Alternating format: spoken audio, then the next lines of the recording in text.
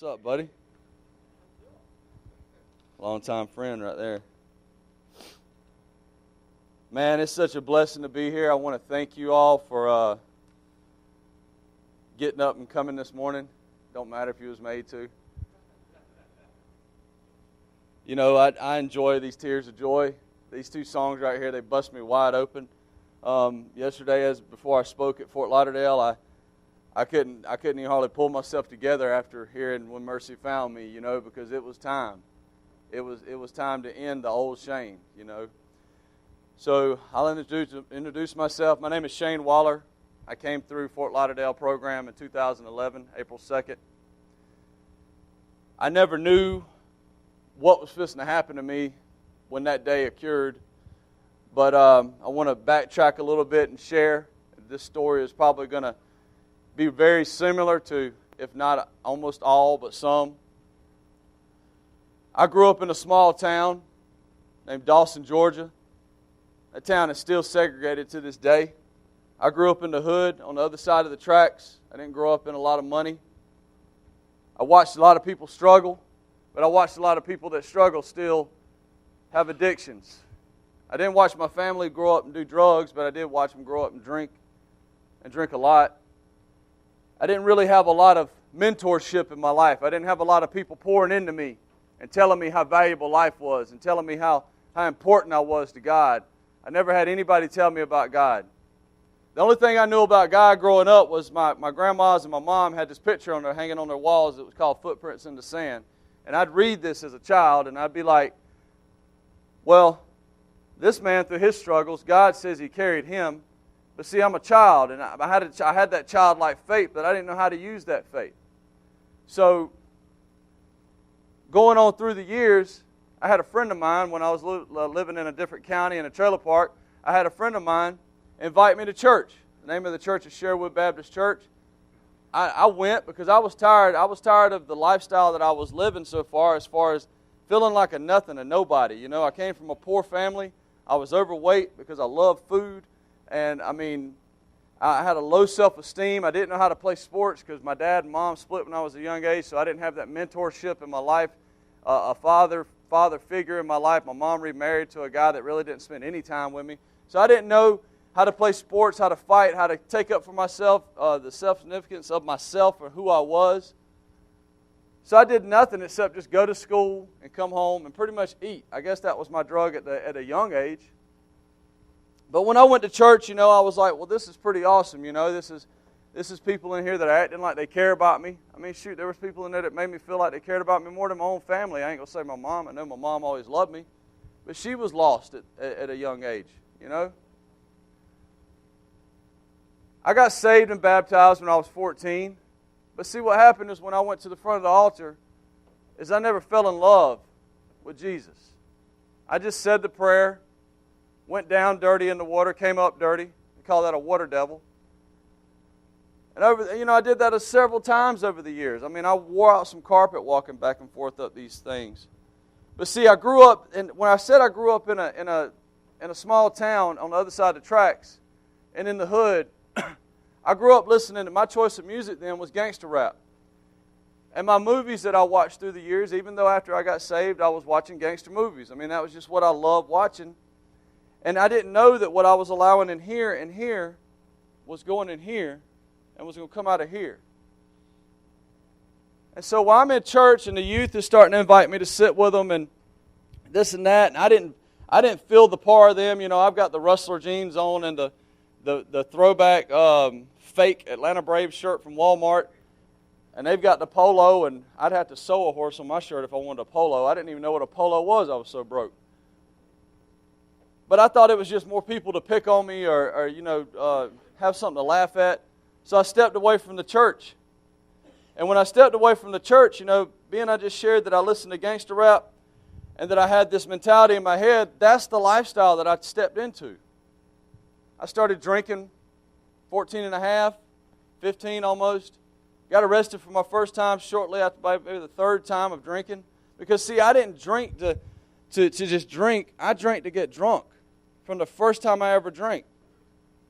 And I got arrested and I got sent to my dad's and, you know, life got a little better. But then I started smoking weed when I was at my dad's because I could hide that a little better.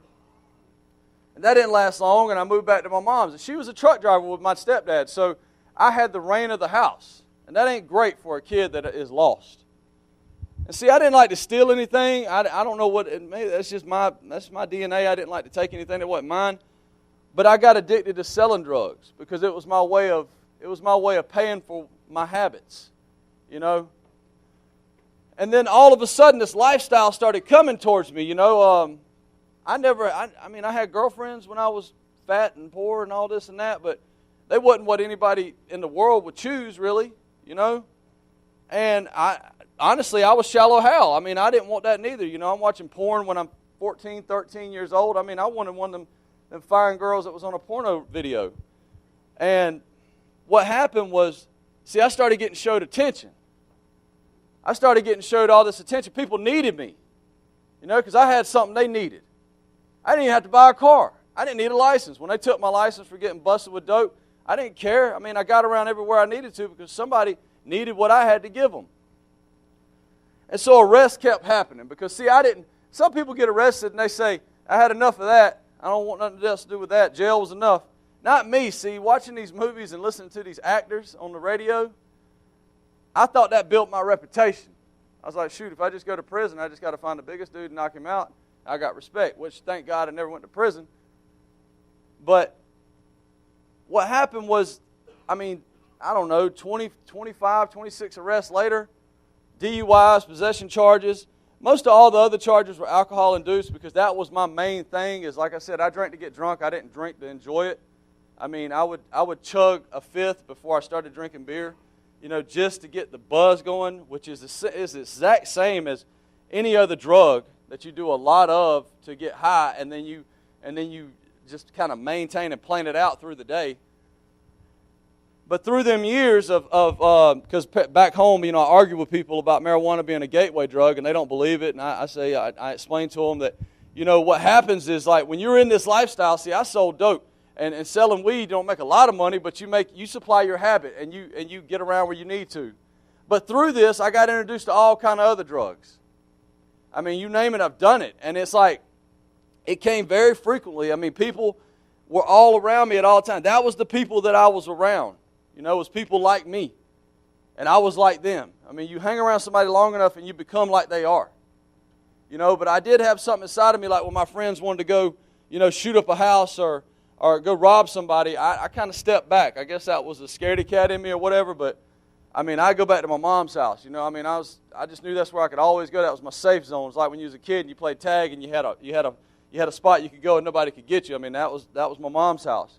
But see, nobody had ever explained to me what John 3:16 meant.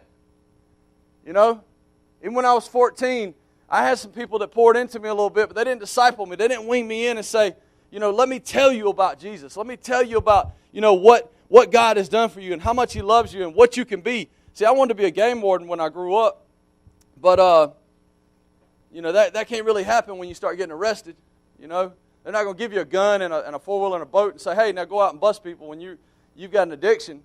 You know, when we're kids, when we're sitting in classes and they're raising their hands and they're saying, you know, what do you want to be when you grow up? And everybody's got their own little thing. Nobody really raises their hand and say, I want to be an alcoholic. I want to be an addict.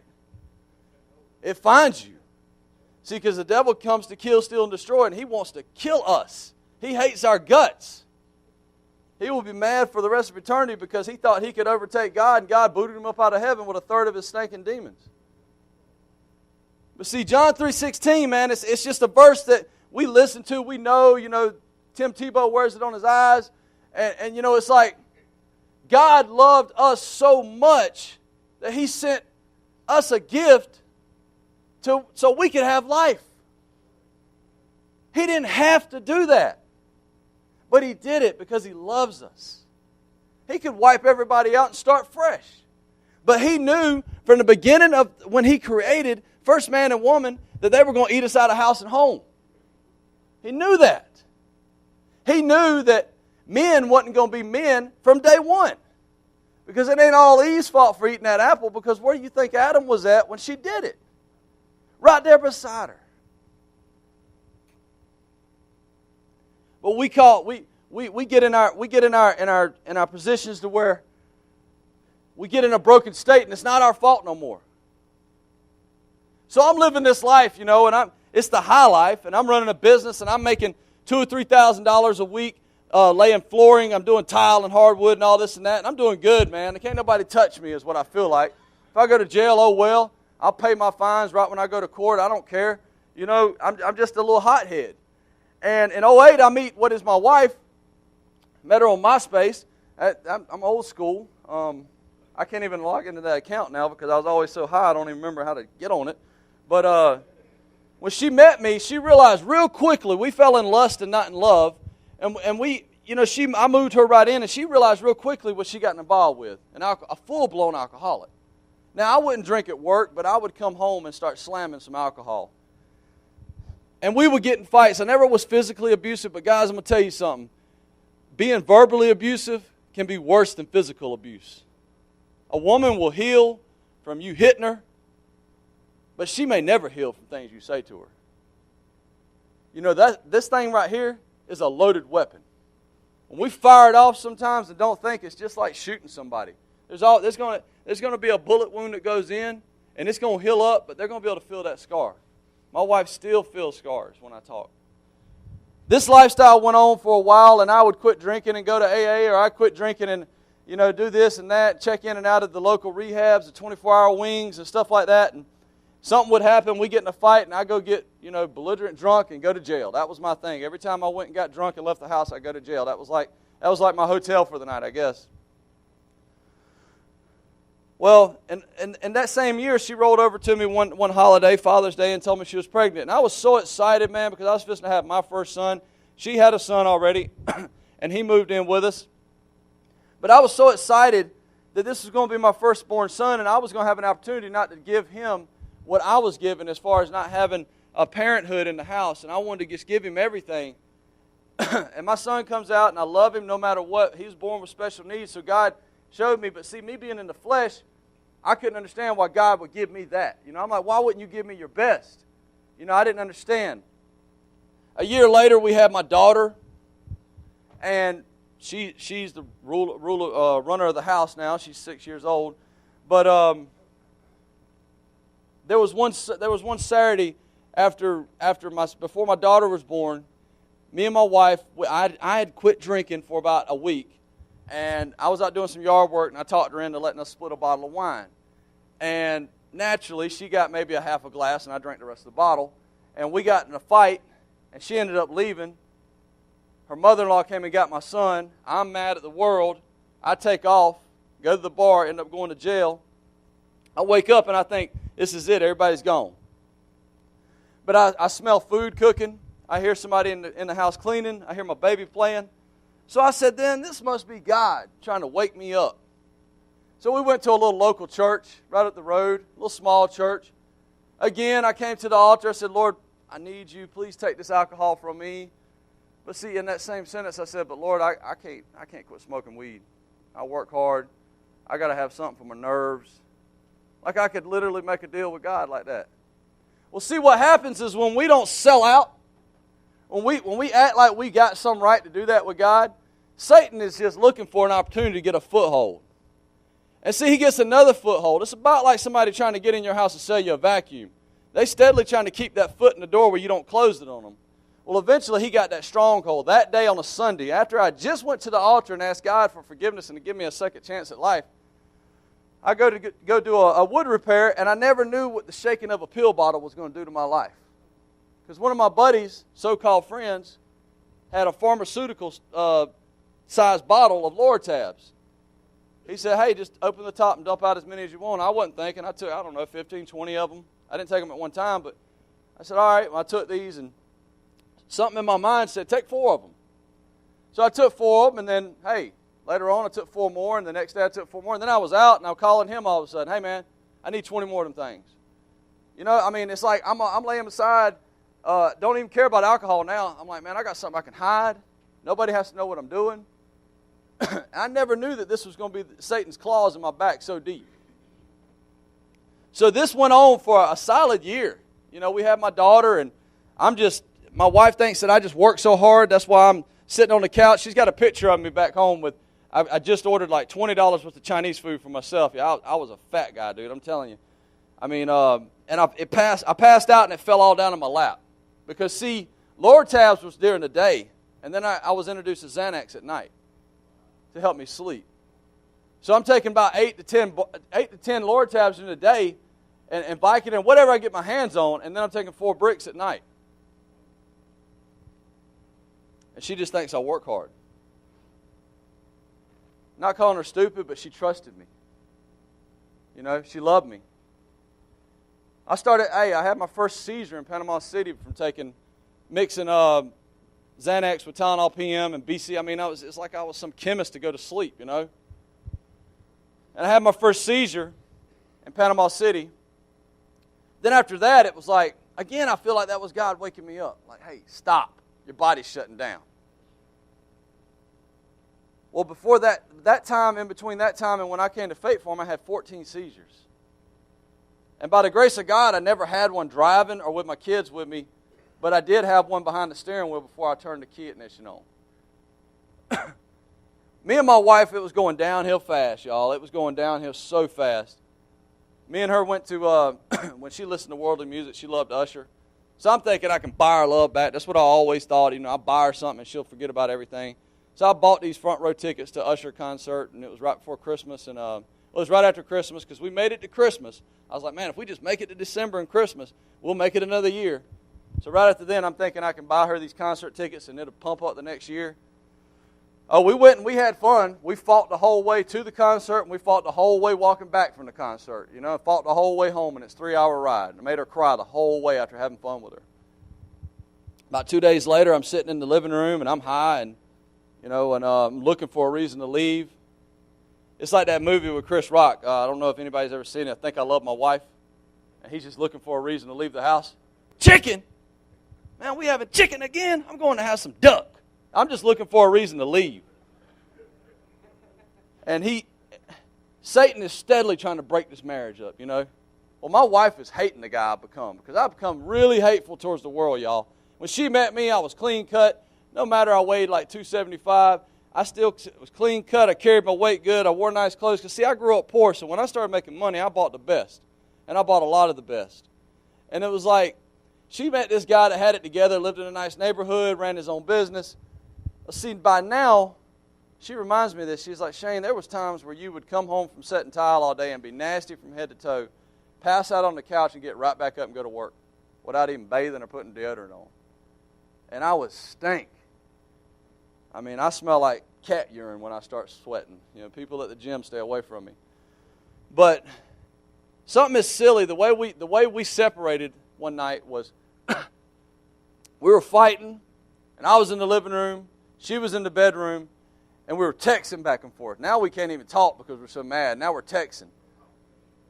And I texted her, I said, screw it, what do you want, a divorce? And she texts back, yes. And when she texts back, yes, I didn't go in the bedroom and I was not a real man and say, hey, how can I make this happen? What can I do to change this? Instead, I took off. It was like, woo, I'm free. Here I come, homeboys, calling them up. See, they're all married too. And even though they still lived in the world, they were at home with their families. I saw real quick that nobody was there to hang out with. I was gone, though. Catch 5.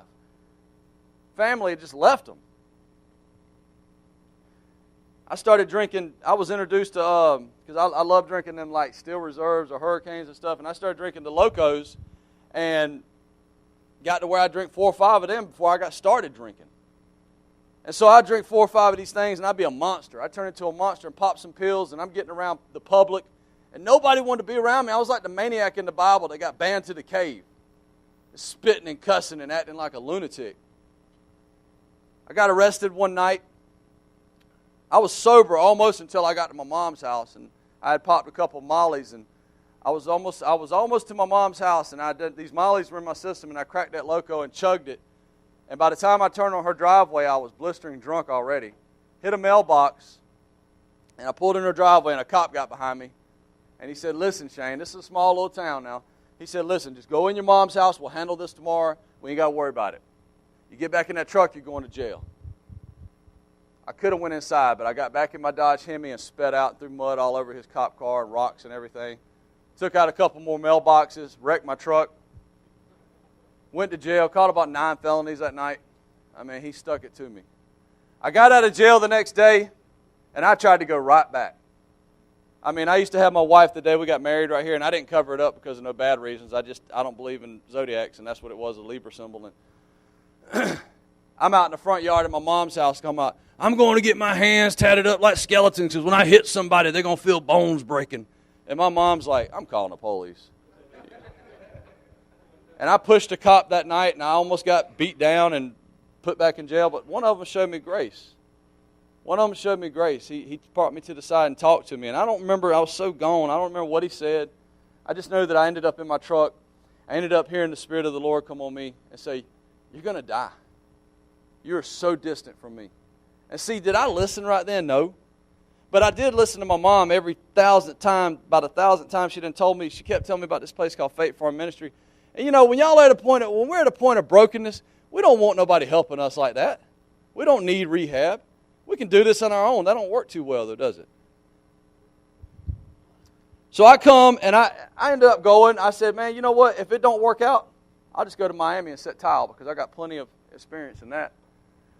Little did I know what God was fixing to do, y'all. I had a gentleman get off a 24-hour shift at the fire department. He came and brought me down here, 9-hour trip. He turned around and drove right back.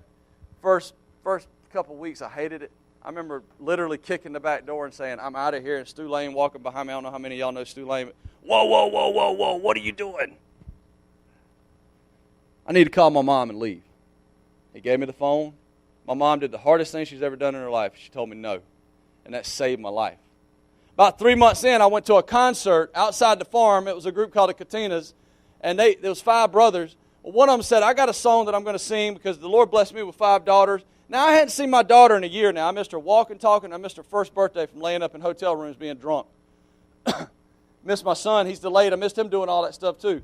So I ain't seen my kids. And then he gets up on here and he dedicates his song from Bruno Mars, Just the Way You Are, to his daughters. And all these little girls are playing with their daddy and loving on them and everything. And I break down and lose it. I cry out to Jesus right there in the church. And I was like, I'm nothing. I have nothing no more. I'm done. I'm spent. I just want to die. And people started coming up to me in that church and putting their hands on my shoulders and praying for me. And I ain't talking about like laying hands on me. I'm saying like they just showed me they cared. And for the first time really in my life, I felt like somebody actually gave a crap about who I was. And so when they did that altar call this time, it wasn't no going down and making deals with God. It wasn't no going down and telling God what I wanted. It was going down and giving my heart to Jesus. It was going down and selling out. I was like, Lord, I have no other choice. You are the only way. I want to live for you. If you'll just give me one more chance at my life, one more chance with my wife, one more chance to be a father to my children, a role model in my community, give back to my community instead of causing the destruction. Lord, I will be a billboard for you. I will promote your name everywhere I go. And literally felt like, as I'm speaking, felt like the Lord was just going, as He's throwing these plates off my back and breaking these chains. Is that it? Because when I stood up, I felt like a new person. 2 Corinthians 5:17 says, therefore, if anyone is in Christ, that means that you have taken this John 3:16 verse and accepted the gift that God gave you and fallen in love with Jesus, the one that God sent to die for all mankind's sins, then you have been made brand new. The old is dead. The new has come. See, I went through Faith Farm and I graduated. And the same wife that was sending me divorce papers every single week, I had to fly home, gave a lawyer $3,000 to just tell him I didn't want a divorce. He looked at me like I was psychotic because she had a real good lawyer. She was really going to make me pay some child support. The lawyer even said, God ain't in this. This is lawyers. I said, well, we'll see. So the same lady that was sending me all these divorce papers was the same woman that came and picked me up when I graduated. And I moved right back in with my family. I'm able now, as I go home, and now I'll get to that. But as I went home, my in-laws didn't really like me. I think they really wanted the divorce to happen. But God has restored that. He's restored my marriage. He has restored my relationship with my children. My children look up to me as their hero because they know who I look up as my hero. We don't skip church when we're tired. We don't not feel like serving because it's just not going to be that fun. God sends me into some pretty busted up areas to serve Him. And guess who I take with me? My family. Because I want my children watching what I do. Proverbs 22:6 says, raise them up in the way of the Lord, and they'll never depart from it.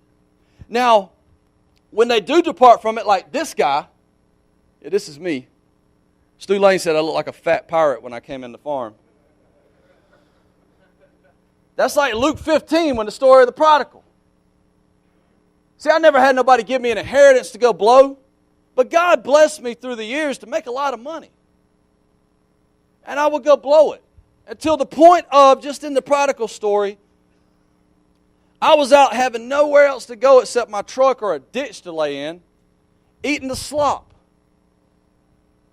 And I still didn't recognize, man, I could just go be with God, and He'll take care of me. But just as that prodigal's father sat on his porch, we don't really know how long, we don't know how uncomfortable or comfortable it was. I mean, I can imagine if somebody was sitting there fanning him, he probably sat there for a while. They was like, man, I wish this dude's son would come home. I'm tired of doing this and doing this. And they're looking at him like he's a lunatic because they're like, this dude ain't coming home. He's probably dead. But see, his father knew that he was going to return. And he was ready to forgive him from the time his son said, Dad, I want to leave. And as his father's staring out into the horizon, they didn't have binoculars and all that stuff back then, so his eyes are probably squinting from looking so long, and he's probably tired. But when he saw that little dot of his son returning home, he knew that was his son. He didn't think it was the mailman or nothing else. He knew that was his son. And he took off running, man. And when I picture this father running towards his son, I picture dust trails coming up behind him. I mean, he's just so excited. And the son, he's looking like this guy probably. He's like, man, Dad, I'm probably stumbling up to him all hungover and strung out. I'm just so sorry, Dad. And the father ain't trying to hear that stuff, man. He wraps his arms around him and loves him and says, man, go get this boy a ring, put some shoes on his feet, throw a robe around him and kill that fat cow because we first throw a party because my son's home to stay. And that's where God was in my life. Because as soon as I turned around and on that altar and I said, Lord, I'm here, He was right there. It ain't like I had to go, all right, Lord, I see you, here I come. He was, as soon as I stood up, it was like, boom, agape hug. Lifted me up and squeezed me. You ever had somebody give you a hug and they squeeze you and pick you up? That's how God did me, because I felt loved that day. And I wanted to squeeze that love out of me. Guys, you got to take it like this. Your life is like a sponge. And when you stick a sponge in a bucket in your hand squeezed and you stick it in there, it soaks up water, right? So if you have received this gift, then God is calling you to be that sponge out on your community and other brothers and sisters in Christ. You just squeeze that knowledge out on them. When you come through this program, see, I caught myself doing time at first. Just letting the months pass by. Letting the day-by-day action pass by. I worked in as-is and used furniture. And that was my job, man. King of the as-is. I tried to take pride in everything I did. I didn't do Colossians 3:23 it. God had to show me He was going to break me on that too. Because as things were going great in Faith Farm and I'm selling furniture and I'm doing great, they called me in the office one day. I got accused of hustling. I wasn't, but they had to find a reason to move me, and they moved me to the crusher, which at Fort Lauderdale, that's probably the worst place nobody wants to get sent. It broke me. It sent me down to nothing. I had nobody else to talk to really except God. So it didn't break me. It actually blessed me because I had time to spend with Him. People were like, why ain't Shane bouncing around talking, playing games and all this and stuff with us no more? Ping pong pool, all this stuff. I was going in my room and chilling and listening to Christian music and worship and reading the Word of God, writing my wife letters, writing my mom letters, family members that I've hurt, people that I've hurt in my life. Preparing my pathways for when I came home.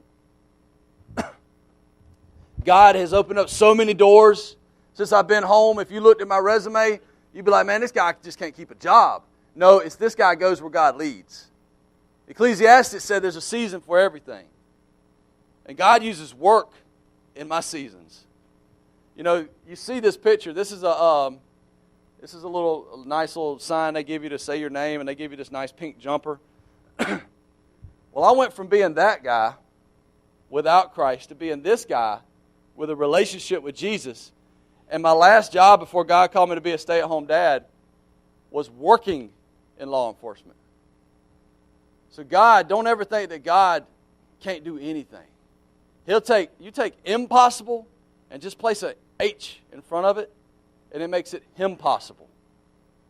Because I would have never saw myself at the young age of selling dope working in law enforcement. When I had to put my 2 weeks into leave to be a stay-at-home dad and a full-time student and full-time evangelist, they actually told me, we wanted you to stay because we were going to send you to the academy. We wanted you to work narcotics. I mean, I'm sitting there like, what? I brought a dude down here not too long ago, 2 nights ago. They released him from jail to me.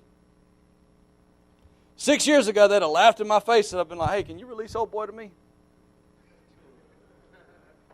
I mean, he had a bond. We can't let him go. He's got a bond out. I called the judge and told him what's going on. Next thing I know, he's walking out. That's G-O-D. He was meant to be here. Nobody in this room is here by accident, okay? Every one of y'all were meant to be here at this very time, just like I was meant to be here to speak these words this morning. God don't make failures. He takes broken pieces and He turns them into masterpieces. He'll take all your tests and trials and He'll brew them up and He'll turn them into a testimony. Every single one of you can walk out of here. This place is, rehab. But you know what I like to consider this place? This is a Christian boot camp.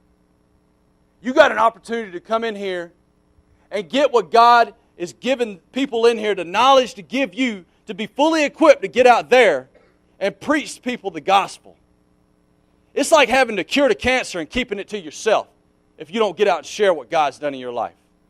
Because there are so many people in this world that have either turned their backs on God or don't know about Jesus or have lost their faith or are going through the same struggles that you have and don't know how to overcome it. And all you got to do is tell them about Jesus. It's such a simple story. I just shared it with you. God loved us so much He sent His Son to die for us. He sent His Son to die for you and me. That He can set you free from anything. That He loves you. Even if everybody in your life's always said, I hate your stinking guts, you're nothing. God is proud of you before you even did anything. Anything that's going on in your life, that just ain't going to happen to me. That just ain't going to happen to me. Don't say what you think you know, because we're not God. We don't know. I know what the Word says. I know the Word says that if you love God, I know in Romans 8:28 it says that He'll work all things out for good for those that love Him. Now, it may not be the good that's in your mind, in my mind. It may not be what we want, the I syndrome, but it's going to be what God wants. You know, when you're praying and God doesn't just immediately answer your prayer like He's some genie in a lamp or Aladdin, He's either telling you a couple of things. He's telling you, no, that's not for you. He's telling you, wait, you're not ready. Or He immediately says, yes. And there's been several times God's had to do that to me. I get mad when He tells me no. You're like a little kid that's asking for candy, you tell them no. I want to stomp my feet and throw a tantrum. But I see later how He saved me from destruction. When He says, wait, I see later that I wasn't prepared for that. 2 years ago, I'd have came in front of y'all, I've been a stuttering mess. I've been like Elmer Fudd up here. But God has reconstructed my mind. He reconstructed my family. Guys, proof is in the pudding. I'm going to end speaking. I'm going to do a track for y'all in just a second. But I'm going to end speaking by saying, God wants to see you live that abundant life that He built you for. The same power that rose Jesus from the grave lives inside of you if you've accepted Him as your Lord and Savior. So start using it. Get into your quiet time. Get into your war room. Get into you may not have an actual room you can get in, but get somewhere quiet and start crying out to God. Start asking Him to come in your life and show you your evilness in your life so you can be exposed and you can change. We got to die daily. The armor of God. Put it on daily. The one part of that is our defense weapon is our sword. That sword don't just stay sharp on its own. You've got to sharpen that thing. You've got to spend some time with God. You've got to get with other brothers and sisters in Christ and talk to them and love and be in songs of worship. Come to Bible studies. Come to church, not because you're made to, but come in here and take notes. Come in here and really get in and dig in. You may not like what you hear, but write down what they're talking about and go home and study it on your own then if you're going to be like that. When a brother in his slips, when he's down on his luck, don't do the wish-wash, rubberneck, talking out the side of your neck. Go over there and be that shoulder to lean on. Lift another one up. Hold someone accountable. If someone's doing something wrong, don't say, they'll be out of here soon. Go over to them and try to help them. Because you may not ever see that person again. Because when they leave, they may end up in a gravesite. I just wanted to share with y'all this morning, man, how awesome my God is. The miracle that He has performed in my life. We can study the Word and see the miracles and what God done through Jesus. You know, when Jesus was walking in ministry, all the miracles He performed. But man, it is so awesome when you see one happen in your own life. And He's steadily doing it. He's steadily doing it. He is with you no matter where you're at. He is your navigator. He is your pilot to your life. You've got to let Him gain control. Let go of the wheel and let Him be the driver. You may be in here this morning and you may have a situation like mine. You may have some kids out here that you just want to be that dad to.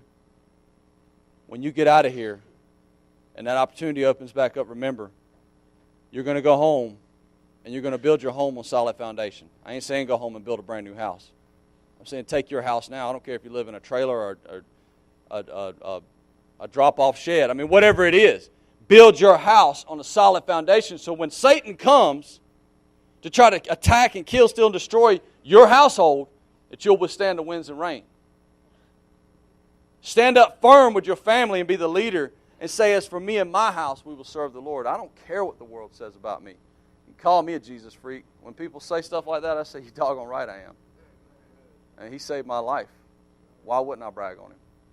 If I was standing at the top of the Empire State Building leaning over to spit like some guys with non-common sense do, and the railing broken, I went to fall to my death because you're going to die if you fall off something that tall, and somebody reached out and grabbed my shirt and pulled me back in, wouldn't you think I'd brag about that person the rest of my life? That's exactly what Jesus did in my life. He came in and gave me a brand new life.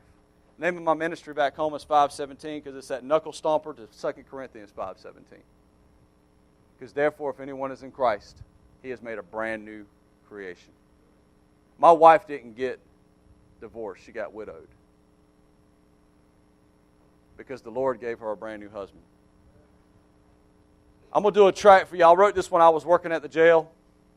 My buddy Corey Clear's on this track. I'm going to do his part too because he's not here, obviously. We did this song for the first time in Fort Lauderdale. The chorus of this song is pretty simple. It just spells out victory. And this song is so powerful to me because through Christ we do have the victory. You can go ahead and start it. I got to get a swig of water.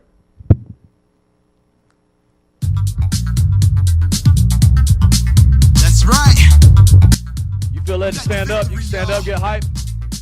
Gets me hype. All because of our Savior. Let's go. V-I-C-T-O-R-Y. V-I-C-T-O-R-Y. V-I-C-T-O-R-Y. Losing my voice, but I don't care.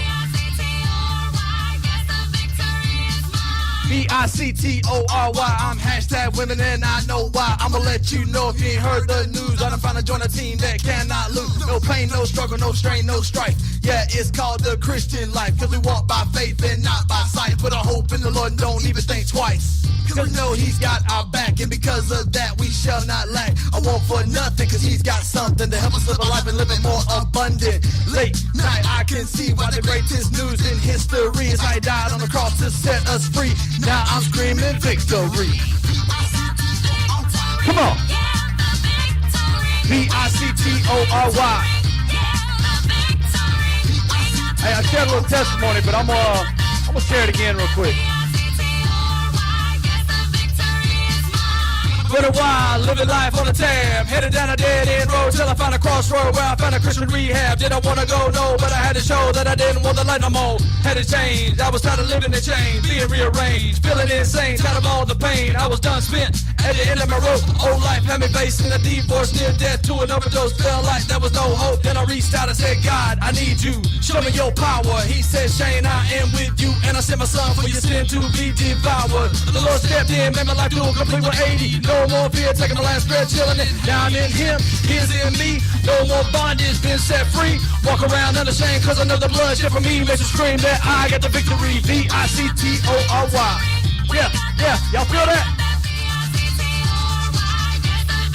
I got the victory, V-I-C-T-O-R-Y. Now I'm in him, I got the victory, V-I-C-T-O-R-Y. He is in me, I got the victory, V-I-T-C-O-R-Y. No more bondage, been set free. Hey! V-I-C-T-O-R-Y. Now I'm in him, I got the victory. He is in me, I got the victory. No more bondage, been set free. Hey! I got the victory, V-I-C-T-O-R-Y. Now I'm in him, I got the victory. He is in me, I got the victory. Hey, God bless y'all, man. I love y'all.